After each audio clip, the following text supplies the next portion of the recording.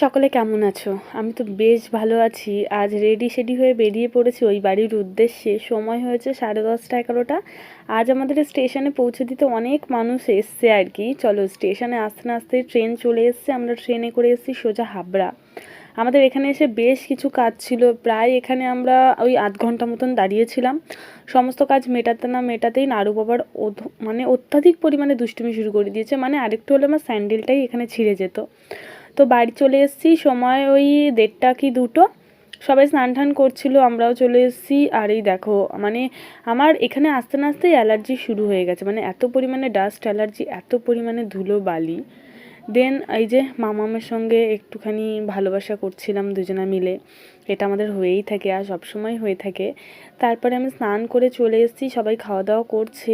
আর বোন আমার মতন হয়ে গেছে আর কি। মানে সবাই একরকম হয়ে গেলে যেটা হয়, মানে বোনের কাছ থেকে জোর করে ওর আমি এই যে কিটোটা নিয়ে নিয়েছি। আর তাই নিয়ে আমাকে বলছিল, মানে অনেকগুলো কথা শোনাচ্ছিল। দেন আমরা রেডি হয়ে চলে যাচ্ছি একটু ঘুরু করতে, যেটা আর কি হয় প্রতিবার আসলে করে থাকি। প্রতিবার ব্লগে তোমরা এগুলোই দেখে থাকো আর কি। মানে যে দিকটায় যাই আজ সেদিকটা না অন্য একটা দিকেই যাচ্ছি। সেখানে গিয়ে একেবারে একটা উল্টো কেস হয়ে গেছে। মানে বর গেছিলো বরের কাজে, আর আমরা খুব বোর ফিল করছিলাম। দেন একটু অনিচ্ছা থাকা সত্ত্বেও সিঙ্গারাটা খেয়েছি। নাড়ু বাবাকে একটু লটচমচম খাওয়াচ্ছিলাম, দেখলাম ও খেলো। মানে অন্যান্য সময় খেতে চায় না। দেন বাড়ি আসতে না আসতেই আমাদের একটা কালী পুজোর নেমন্তন্ন ছিল, আমরা সেটার উদ্দেশ্যেই আর কি আসা এখানে। দুইজনকে রেখে আমরা যাব সবাই মিলে। আর বাইরে অত্যাধিক পরিমাণে ঠান্ডা, ওদেরকে নিয়ে যাওয়াটা একেবারেই সম্ভব না। দেখো মানে কত ভালোবাসা। আর মাম্মাম সবসময় আমার সঙ্গে এরকমটাই করে। আরেকজন ঠোঁটটা করে বসে আছে, মানে কখন আমি যাব। এই যে টাটা বাই বাই বলে একেবারে বেরিয়ে পড়ছি। তার আগে দেখলাম দুজনে মিলে হাম্পি দিয়ে আমার হালকা করে লিপস্টিক দিয়েছিলাম, সেটা একেবারে ঘেঁটে বানিয়ে দিয়েছে। আমি আরেকবার ঠিক করে দিতেই মার ওপর চিল্লাচ্ছিলাম যে আমার জুতোটা তাড়াতাড়ি এনে দাও। মা এই যে দৌড়ে জুতো এনে দিল। কারণ এই যে বললাম না তখন আরেকটু হলে স্যান্ডেলটা ছিঁড়ে যেত, মানে একটু ঢিলা হয়ে গেছে। দেন এই যে সবাই মিলে বেরিয়ে পড়েছি। মাস্ক পরে নিয়েছি এই কারণে, কারণ খুব ঠান্ডার থেকে না বাঁচতে গেলে মাস্কটা পরলে ঠান্ডাটা একটু কম লাগে। বলতে আমরা চলে এসেছি। আর এর আগে একটা বীভৎস ঘটনা ঘটেছে, সেখানে হাসবো না কাঁদবো জানি না, ভিডিও ক্লিপগুলো নেওয়া হয়নি। এই যে এখানে অনেক মানুষ আছে, আর এই যে আমার দিদি শুরু হয়ে গেছে ভিডিও করার জন্য, কারণ এখানে প্রচুর লাইট আছে। আর ওই যে হচ্ছে দিদি, এই দিদির বাড়িতেই আর কি আসা কালী পুজো উপলক্ষে।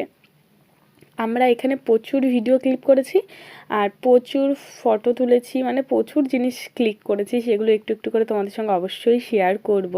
সব শেষে এখানে আর ভিডিও ক্লিপ নেওয়া হয়নি। আমরা একটুখানি ওদিক দিয়ে ঘোরাঘুরি করে সোজা চলে গেছি খেতে, কারণ এখানে অনেকটা টাইম পার হয়ে গেছে। সময় হয়েছে ওই 10টা। আমাদের বাড়িতেও ফিরতে হবে অনেকটা, মানে ঠান্ডা খেতে। দেন এখানে খাওয়া দাওয়াতে বেশ কিছু আইটেম ছিল, সবগুলো রান্নাই বীভৎস ভালো হয়েছিল। মানে তুলনার বাইরে এত ভালো হয়েছিল। পায়েসটা খুব দারুণ হয়েছিল। দেন টাটা বাই বাই বলে বেরাচ্ছি। আর এই যে নিজেকে পুরো প্যাক করে নিয়েছি, কারণ খুব ঠান্ডা। মানে যেতে গেলে দেখতে পাচ্ছ বাজারটা পুরো মানে অন্ধকার, মানে কেউ নেই বাজারে, খালি আমরা বাড়ি যাচ্ছি। দেন বাড়ি আসতে না আসতে দেখছি নাড়ু বাবা ঘুমিয়ে পড়েছে। ওকে তো রেখে গেছিলাম, একটুখানি আদর করে নিচ্ছি। এটা খুব বাজে অভ্যাস আমার বলতে পারো। তো এই যে আজকের দিনটা এইভাবেই কাটলো। দেখা হবে খুব সুন্দর আর একটা মিনি ব্লগ নিয়ে। ততক্ষণের জন্য তোমাদেরকে অপেক্ষা করতে হবে, খুব তাড়াতাড়ি আসছে। আর এই যে টাটা বাই বাই।